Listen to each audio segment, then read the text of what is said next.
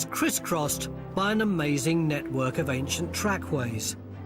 These remarkable routes are our oldest roads and have been travelled for more than 5,000 years. It is an extraordinary place. Walked by pilgrims and traders, hunters and invaders, Celts, Romans, Saxons and Vikings, each track is bound up in myth, mystery and legend. This is it. It's quite a strange-looking monument. But what's the truth behind all these megaliths and burial sites and ley lines and hidden caves along these pathways? And why were their mystic origins such an attraction for later generations? I'm going to explore these tracks to connect the clues they've left hidden in the British landscape. Now, isn't this just about the best cave you've ever seen? Wow. Her name is Majesty. What other name could she have?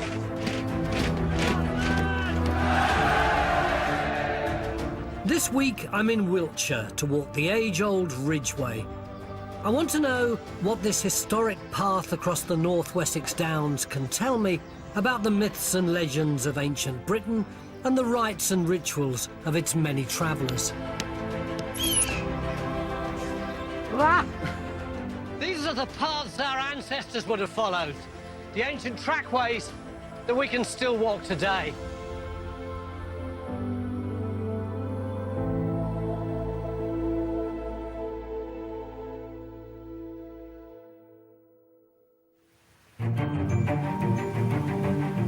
I'm starting my walk in Wiltshire, just off the busy A4.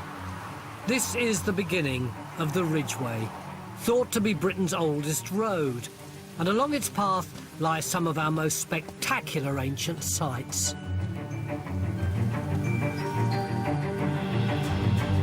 I'm going to explore this elusive highway from the Wiltshire Downs, across the High Chalk Ridge in Oxfordshire, and into Berkshire, where I'll rejoin the 21st century on the banks of the River Thames. The Ridgeway will take me to a world-famous stone circle at the heart of a prehistoric landscape.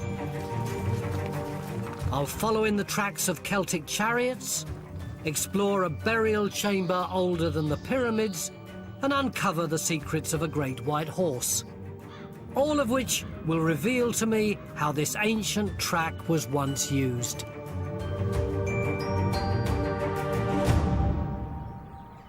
I'm only a mile into my journey on the Ridgeway, and it brings me to my first stop, one of our great prehistoric puzzles, Avebury.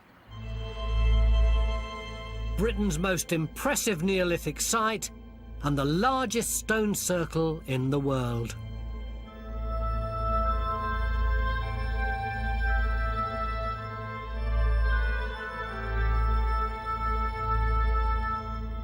This magnificent monument was erected by our Stone Age ancestors somewhere between 2000 and 3000 BC, and is so vast it's believed to have taken centuries to complete. 2,500 years later, the Anglo-Saxons get attracted to this place and build a village here. And then if you fast forward to the medieval, you get this arrangement whereby they build a town around and in between the stones, creating this almost fairy tale look. It's absolutely unique, isn't it? But what was this place used for? The experts have been puzzling over its purpose for generations. Thought to be a place of ceremony and burial rites, fertility circles and rituals to appease the earth goddess. But these are just guesses, really, because we know so little about the Neolithic people who built it. In the Middle Ages and through to the 1500s, local people tried to pull these stones down, which must have been pretty scary. Why would they go to all that time and trouble? Well, the local church thought they were pagan and mystical and dark and weird, not the kind of thing that you would want to surround your town with. And then later on, farmers just smashed them up because they were in the way of their crops. Seems horrible to us now, doesn't it? Like something the Taliban might do.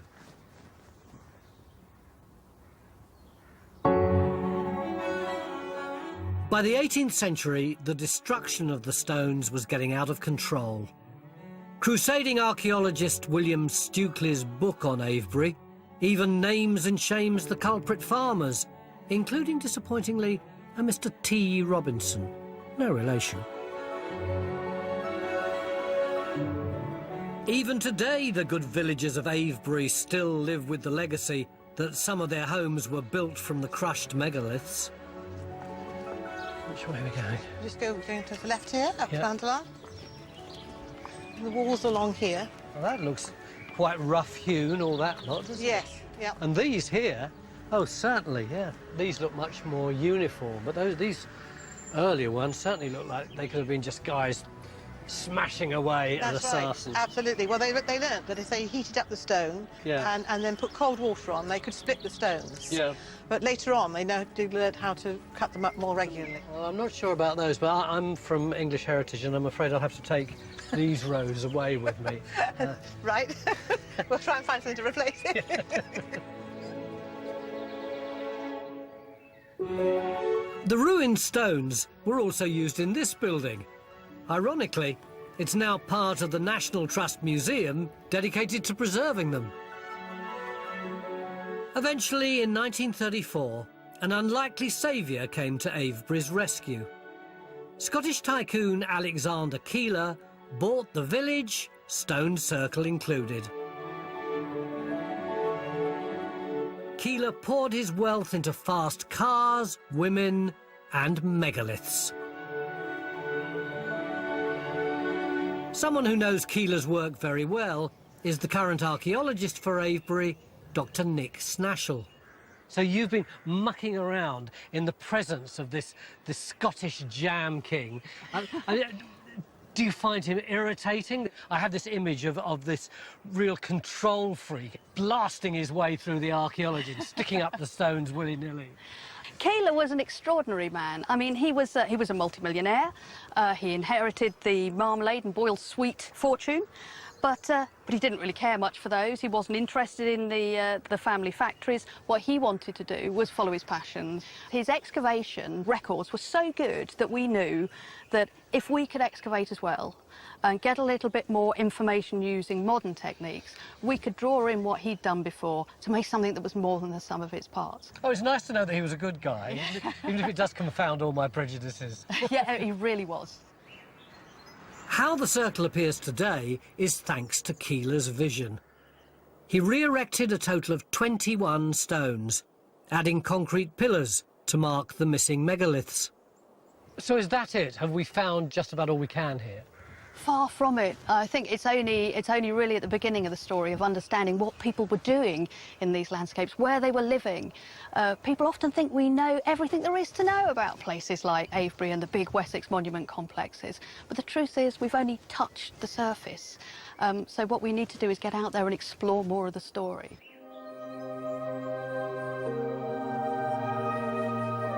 I can't help wondering how the huge stones at Avebury got there in the first place. The Ridgeway must have played a crucial part.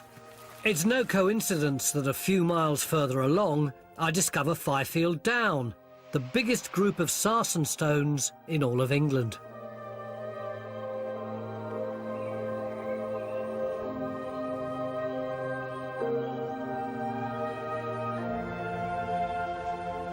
They're magnificent, these massive sarsen stones, aren't they? They were originally laid down under ancient seas and then flung up onto the land and eventually distributed all over here by rivers and meltwater. Actually, we had to get special permission to come to this part of the Downs because it's privately owned, but it was well worth it. Originally, this was thought to be a fallen standing stone, but if you look at it closely, it's more interesting than that. See these grooves here? This is a Stone Age workbench. This is where craftsmen used to sharpen the hand axes in these grooves. It's like the autograph of a Neolithic craftsman. Really fantastic.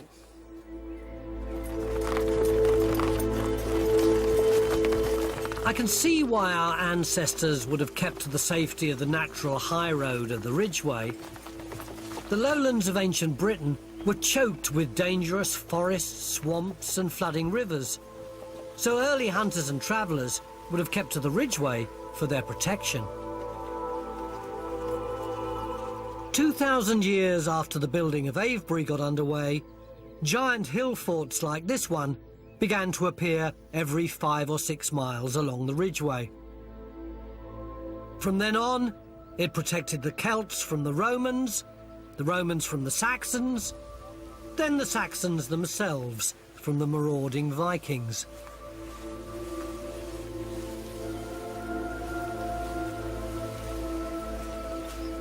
The first hill fort I reach is Barbury, built and defended by the Celts, and where engineer Rob Herford has evidence that the Celts weren't just walking the Ridgeway, they were riding it in style. These are really interesting. They're Iron Age fittings from a chariot, and stuff just like that was found around here, and if remade, you can see that they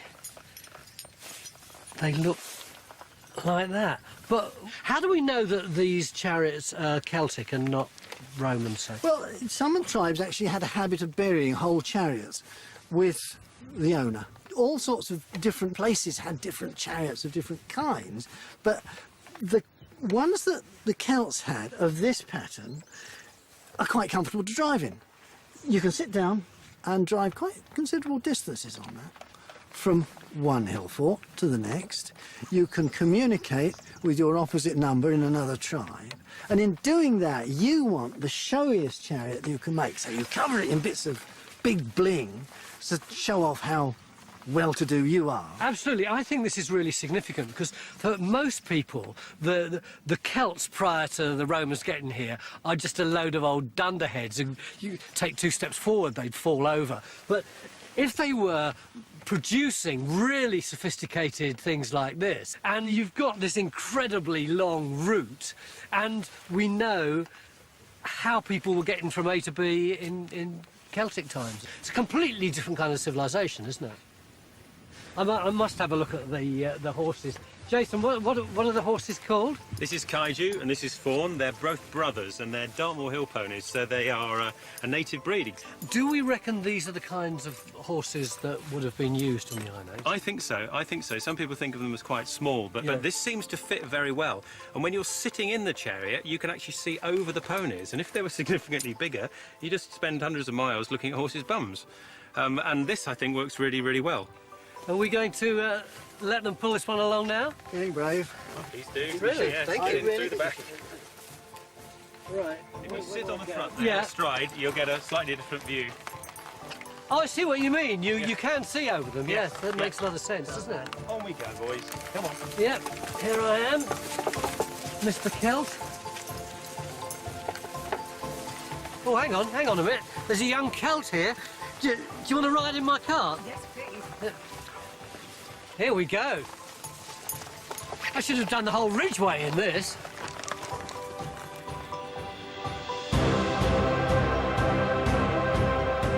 I'm beginning to form a picture now of a thriving highway crossing ancient Britain.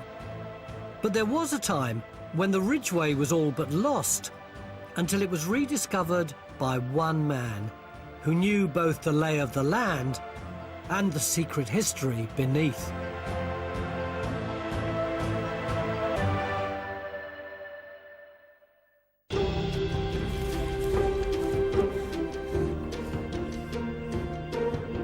Each step along the Ridgeway is transporting me to a different time, and my next steps are taking me to Victorian England in search of a writer who saved the Ridgeway from oblivion.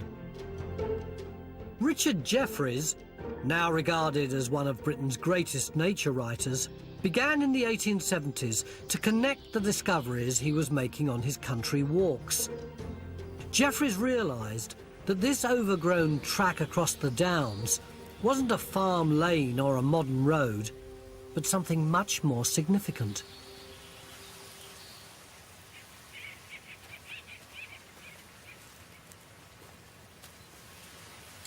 This is his book, Wildlife in a Southern County, and in it he says, the origin of the track goes back into the dimmest antiquity. There's evidence that it was a military road when the fierce Dane carried fire and slaughter inland. The eagles of old Rome perhaps were borne along it, and yet earlier chariots of the Britons may have used it. Traces of all have been found, so that for 15 centuries this track of the primitive peoples has maintained its existence through the strange changes of the times. It is, of course, what we now call the Ridgeway. Jeffreys was born in Cote in Wiltshire, where the Ridgeway continues northeast along the North Wessex Downs.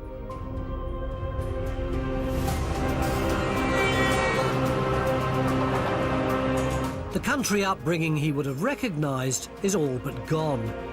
The house he was born in is now swamped by this busy junction on the outskirts of Swindon.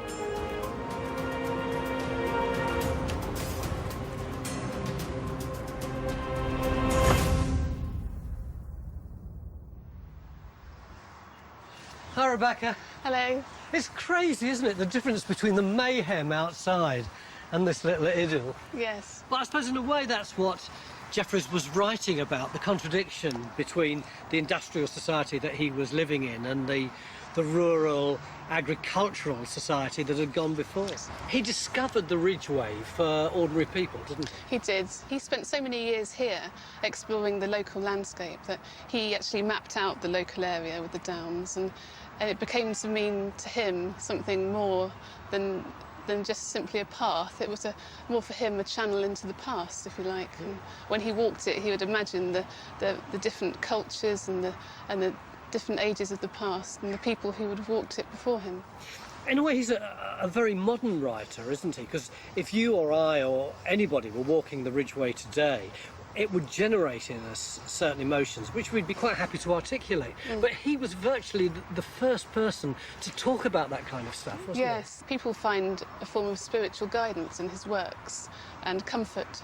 And for those of us who enjoy wandering natural, ancient landscapes, his words really ring true for us when we're up there on the Ridgeway experiencing all the nature. His words come to mind, and I think he manages to keep experiences alive in people's minds.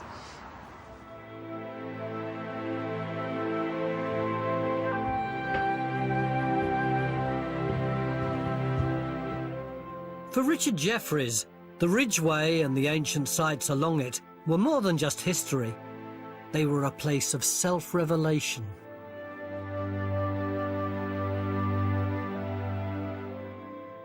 I restrained my soul till I reached and put my foot on the grass at the beginning of the green hill itself. Moving up the sweet short turf, at every step my heart seemed to obtain a wider horizon of feeling. With every inhalation of rich pure air, a deeper desire. The very light of the sun was whiter and more brilliant here. By the time I'd reached the summit, I'd entirely forgotten the petty circumstances and the annoyances of existence. I felt myself. It's so passionate, isn't it? So exhilarating, so excited.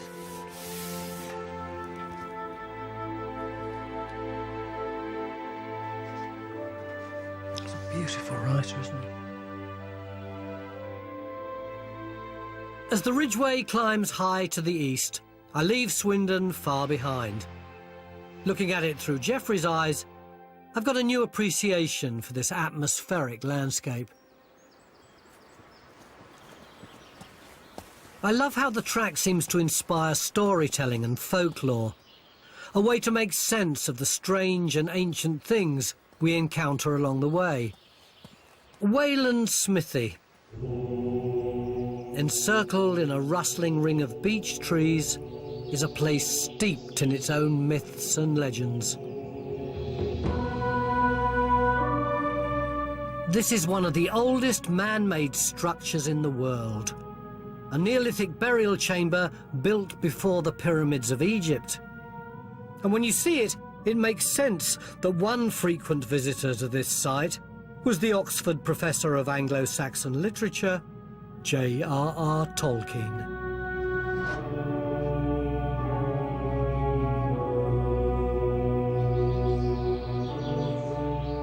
This is it. It's quite a strange-looking monument, isn't it? You've got these 1, 2 standing stones, then you've got this gully here, 2 more standing stones. Wayland was the blacksmith for the Saxon gods, and the story around here is, careful, don't break my legs, that if you put a groat, I've got 2.5p here, maybe that's something like a groat, into one of these holes, and you've got a horse without any horseshoes on, then you go away, and the next morning when you come back, it's shod. This is Andy Foley, who's the National Trust bloke for here, who let me in. Andy, I don't know very much about this kind of place, but to me, looking at this, it doesn't actually look Saxon. It looks older than that. Is that fair? Yes, that's very, very true, Tony. It's actually a Neolithic burial chamber. So, like, about how old would you say? Neolithic refers to about 2,500 BC, so 5,000 years in all. So what do you reckon the story of this place was in the New Stone Age? Well, it's obviously an impressive site. There's a lot of effort gone into the construction. This stone here alone weighs 7 tons, so that would have to be brought up from the Vale or from distance. So this is a big, powerful, potent place, and then thousands, literally thousands of years later, the Saxons come along, and they, what, adopt it as their own place, do you think? That's right, yes, because obviously no written records, they won't be able to understand or be aware of the Neolithic period, so this place requires a reason or a purpose. I think the Wayland Smithy story is when this originated. Yeah, we kind of forget, don't we, that someone like the Saxons would have had no idea who these people were. It's just weird stuff. Exactly, yes. It's still being used, I see. What have we got in there today? Well, it's just, I don't know, it just looks like someone's had a bit of a campfire, but it looks as though there've been quite a few of them over the years. Yeah, that's the usual sort of offerings we get, so wildflowers wrapped into posies and what have you. Did you say offerings? Yes. So it's not just a bunch of hippies cooking vegetarian sausages? No. It's quite eerie, actually. You can see lots of mysterious little shapes in here. Look.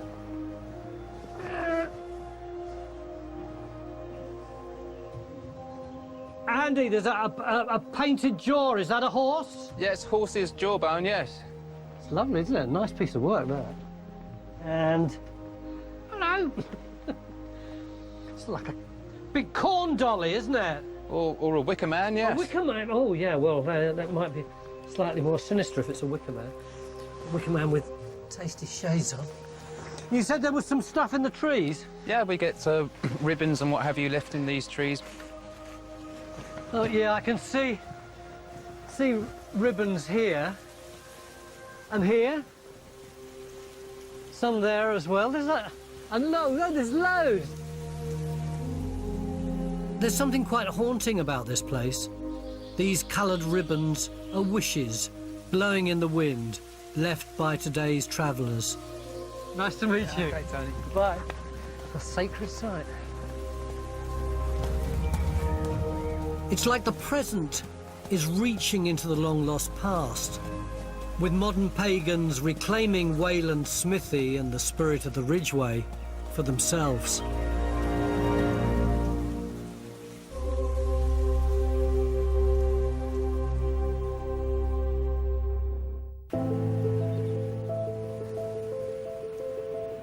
I'm walking along the high reaches of the ancient Ridgeway in Oxfordshire, bringing me close to one of England's most mythical landscapes.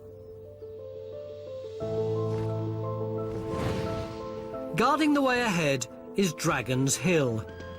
According to legend, this is where St. George slew the dragon. And as the beast's blood spilled over the hilltop, it left forever a white patch where no grass can grow.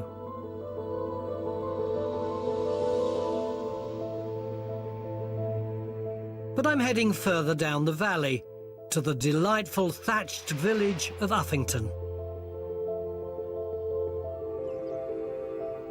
Thomas Hughes, author of Tom Brown's School Days, was born in the village here in 1822, where his grandfather was the local vicar. Hughes spent a carefree childhood rambling this path.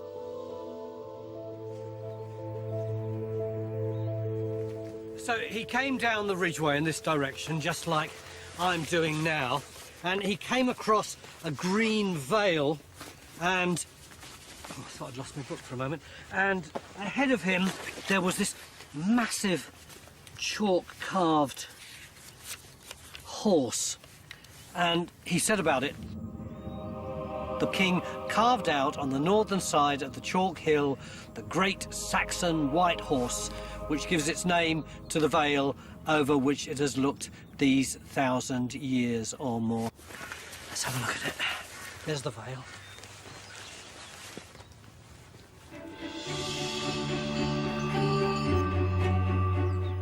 But Thomas Hughes, like many before him, got it wrong. They thought the colossal white horse and Uffington Castle, perched on the hill above, were built to celebrate King Alfred the Great and his victory over the Vikings in the 9th century AD. It's true that Alfred the Great wasn't born far away, and he did defeat the Vikings on these very downs. But was any of that connected to the white horse? I need to find someone who can help me untangle fact from fiction.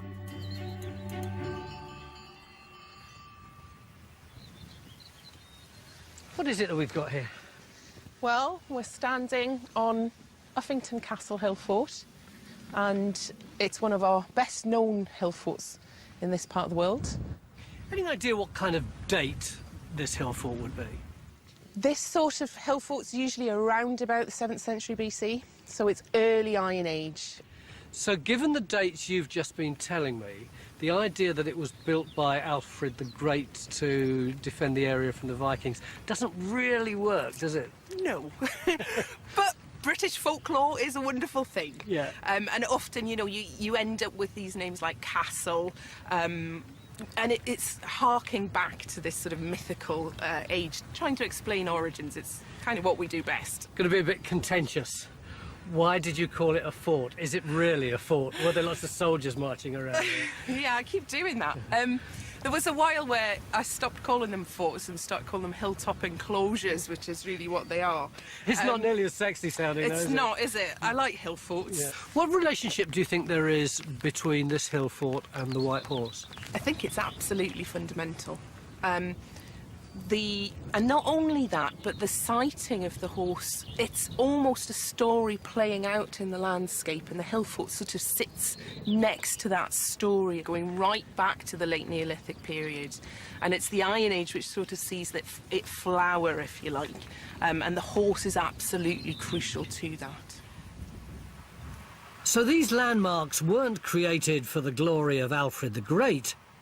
They were built 2 millennia before he was born. And the oldest of all is the Great White Horse that has been marked in this hillside for almost 3,000 years.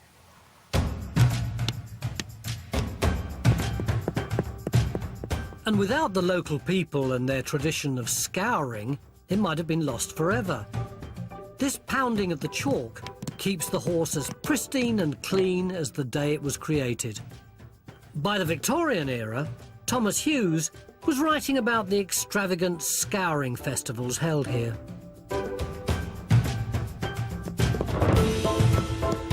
There was the double line of booths and stalls, which I'd seen putting up the day before, making a long and broad street and all decked out with nuts and apples and gingerbread.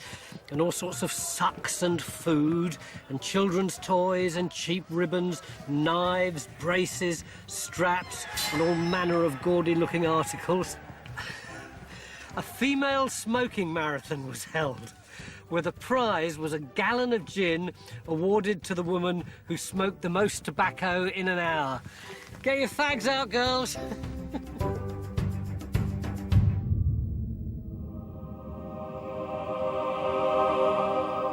The great beauty of this landscape is best appreciated from the sky. It's almost as if the ancient Britons carved the white horse for some higher power to look down on from above.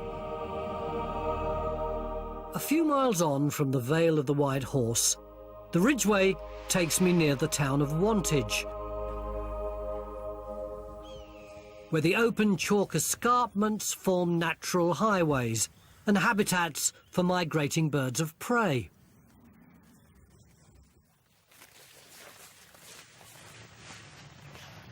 One of the things that really makes my heart sing about walking the Ridgeway is the number of birds of prey that you see. Some bloke said to me earlier that he'd once seen 17 kites all at the same time along here, and of course you get sparrowhawks and buzzards and kestrels. I think it's something about the thermals. They generate the means by which these birds can be supported whichever way they fly. With this close-cropped grass, they can see all the little rodents and small mammals. They are so staggeringly beautiful. But I think throughout most of history, they've been much more than just some aesthetic little jewel in the sky. They've been a means for you to get food. Birds of prey have long drifted and hovered over this landscape and have been used here for hunting since the Middle Ages. One man who knows all about this sport of kings is local falconer David Hughes. So what I'm going to do when I get here, so we've let him settle, take the hood off. He knows it's going to be a bit of fun now. That's what an ear was invented for. Then I'm going to stick him on the perch, then we'll just gradually walk back, and he's going to have a look around to see what's happening. Yeah. His eyes are on me, which is a bonus. Right, so there's the lure. So he's spotted me with a lure now. That's it. He's seen the meat. Look, he's bobbing. Yeah. He's working wind. He's getting everything sorted. Come on. Come. Good boy.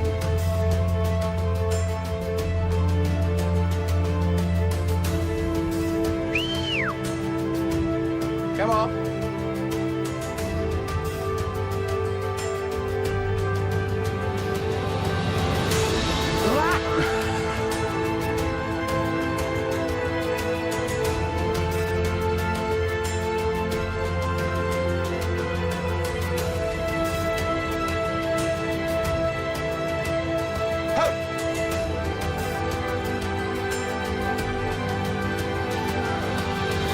Yay!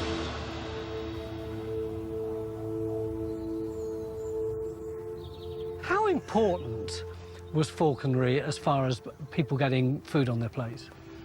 Until shotguns came along, I think it was one of, other than the bow and arrow or a spear, it was one of those, for the nobility, it was a sport to catch food for the pot. And obviously, like I said, the goshawk, with it being the cook's bird, they were more likely to catch something than they were the peregrine. So, depending on your status, you would have a different bird to hunt with? Yeah. I'm a flipping Knight of the Realm. What do I get? Oh, right. You wouldn't have had a bird until the Crusades. When the knights went out to Jerusalem, they brought Saker falcons home. Saker falcon? I haven't even heard of one of those. They're actually bigger than a peregrine. Yeah. The second largest falcon, they're bigger than the peregrine. They're a ground hunting bird. Your squire would have had a lanner falcon, again, slightly smaller. And that's where we got the new birds coming into falconry. I've actually got a couple of Saker falcons at home. You have to. In the Middle Ages, I imagine you'd have seen every rank of society from peasants to princes using their birds of prey to hunt up and down the Ridgeway. Today, evidence of its rich history can still be found in our everyday language. Give us a couple of other words associated with falconry. Right. Hoodwinking, and the falcon here is wearing a hood. So you fooled him? You've hoodwinked him? I've conned him into thinking it's night, so I've switched him off. Excuse me, we're talking. Hector, come on. The thing that strikes me about the bird is that even though I've never held a hunting bird before, it's really calm. How do you train them? It's all down to pieces of meat, basically. You'd have the bird sitting on the bow perch for a hawk, for a goshawk, sat on a bow perch, and you'd offer him a piece of meat, and he'd jump to the glove for a piece of meat. Yeah. So again, you're getting further and further away, which brings in another term. So at a certain point, when you're jumping that bird from the perch to the glove, you're at the end of your tether. And it's, again, it's not because I'm stressing out over anything, it's the fact that you're at the end of your tether, because that's as far as you've got in your training. All the time we've been talking, Five has been so well behaved. Look at that. Isn't that the most beautiful thing that you've ever seen?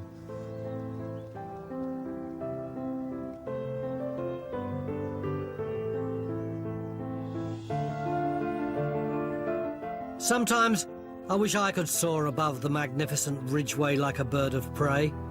But then, just once in a while, this track offers up treasures beneath your feet that only the dedicated walker can find.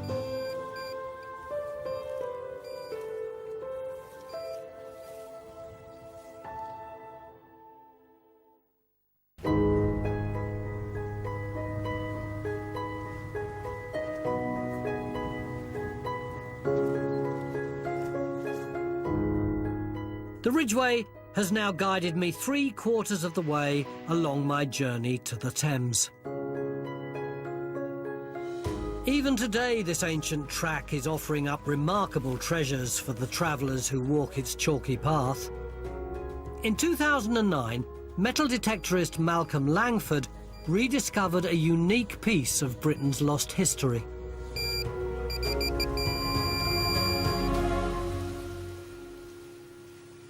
This is Annie Bayard, who works for the PAS, which stands for... Portable Antiquities Scheme. Of course, a fantastic organisation. If you find anything which looks old and you think might be interesting, then you can take it to Annie or one of her colleagues and they'll tell you what it is rather than it being up on your fireplace in ignorance for years and years. And that is exactly what happened with Malcolm over here. Malcolm, it was about 7 years ago, wasn't it? Yeah. What happened? Well, I was metal detecting in the field just alongside the Ridgeway. I got an extremely good signal on my metal detector, so I knew it was something nice. Yeah. And I dug that up. It is quite beautiful, isn't It's it? a silver denarius. It's a denarius. Yeah. But I didn't realise the great age of it because they didn't change some of the issues on the coins, the patterns and the pictures. They didn't change them for a long time. And I knew it was a Republican denarius, but I didn't know how old. So, Republican means that it was before Julius Caesar. Yes. Annie, he brought it to you. What was your reaction when you saw that? I was amazed when I saw it. I knew immediately that it was old, very old as well, Republican. And I thought, wow, you don't see them in this sort of condition. It looks almost brand new. You know, it's absolutely amazing. Have we any idea more precisely how old it is now? We think it's about 207 BC. That's mad. The Romans didn't get here till 40-odd AD. Exactly. So this is a good 250 years before the Claudian invasion. But it probably didn't come here that early. It probably came here in the 1st century BC. Malcolm had discovered the UK's oldest single Roman coin. It's really incredible to hold something like this in your hand and wonder how it got here. Who do you think it was who brought this coin here, Malcolm? Where do you think it came from? Well, I'd like to think that a Celtic warrior who'd fought as a mercenary in the Mediterranean area for the Romans, and it's in the history books that many Celts did that. And I'd like to think that he saw them using these discs like these things, these coins, and he brought one back to show his chief of his tribe that they were using these things instead of swapping goats for sheep and the like, you know. I just heard slightly hysterical laughter there. It could well be. It could also be coming here through trade as well. We don't know. As Malcolm is correct in saying, the Second Punic Wars was happening at the time that these were being issued. maybe it was a mercenary. We just don't won't fall know. out over it. Never. But it does imply, doesn't it, that there was a much stronger relationship between Definitely. I was going to say the mainland, you know what I mean, France and us, than might have been expected at that time. Yeah, exactly. I mean, especially in the 1st century BC, when Roman coinage started coming in more earnestly, we see that there is trade. You know, Britain wasn't this isolated little island before the Claudian invasion, and this coin just goes to show that. Its value for me is that it sort of implies that the Brits weren't dozy-headed, woad-painted idiots until the Romans came. They were sophisticated traders. Absolutely. Yeah. Yeah, absolutely. They knew what money was all about. They did. Pieces of evidence like this long-lost Roman coin are driving home for me that the Ridgeway really was an international trade route with links to the continent, thousands of years before our tricky relationship with Europe today.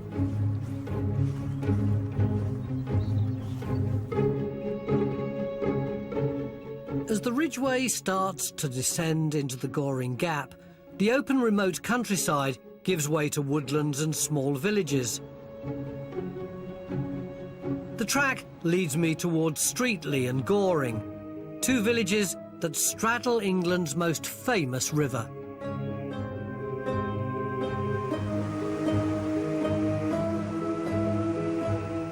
This is where the Ridgeway meets the Thames, two of Britain's most ancient strategic trade routes.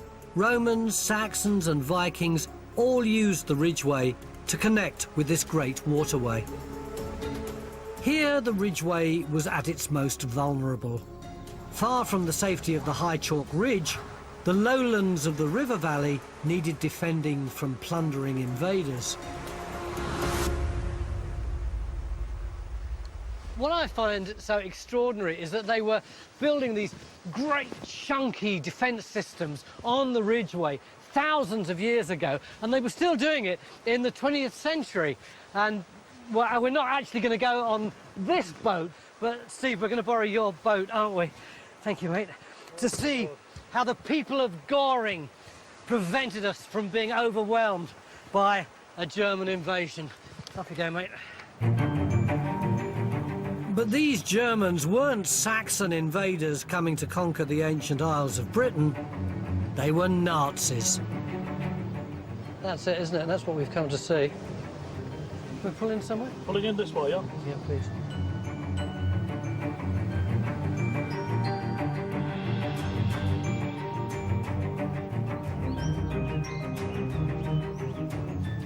Hey, look at this. It is like a prehistoric megalith, isn't it? Except it's made of concrete. I'm gonna need the torch for this.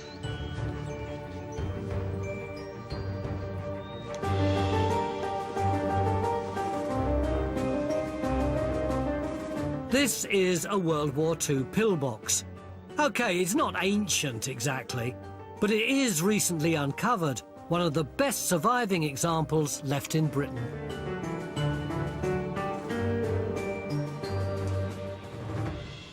Steve, how come this place is in such good nick? Well, I think it's because it's on private land. What precisely was its function? Well, as you can see, if you look out of the embrasure, you can see the bridges across the river between Streatley and Goring. Yeah. And we know that there were some other pillboxes on the other side. It's about defending the river at this key point.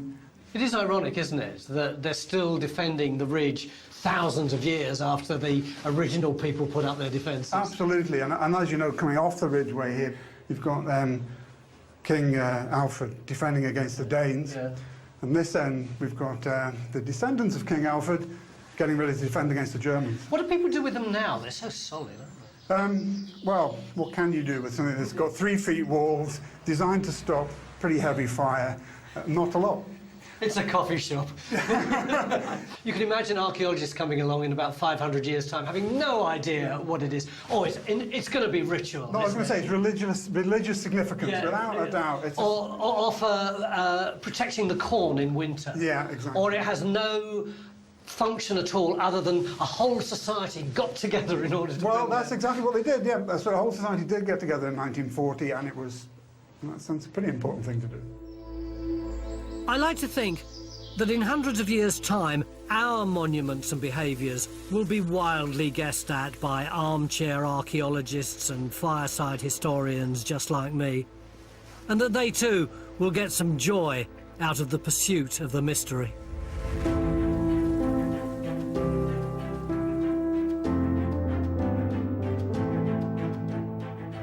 I've walked bits of the Ridgeway several times previously, and I've always found it beautiful and really quite inspiring, but I've never had such consistently good weather.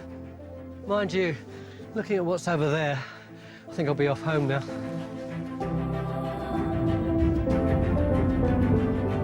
For more than 5,000 years, drovers, traders and invaders have used this track and reused the sites along the way, creating their own myths and legends to make sense of the landscape. I've been following the Ridgeway. Picking up the track near the megaliths of Avebury, I've been guided along its route by Celtic chariots, white horses and Alfred the Great. But the enduring legacy of the Ridgeway goes beyond its position as a natural line of defence. Each generation has added to the mythology and legend of this ancient track, leaving clues in the landscape that we can still find today.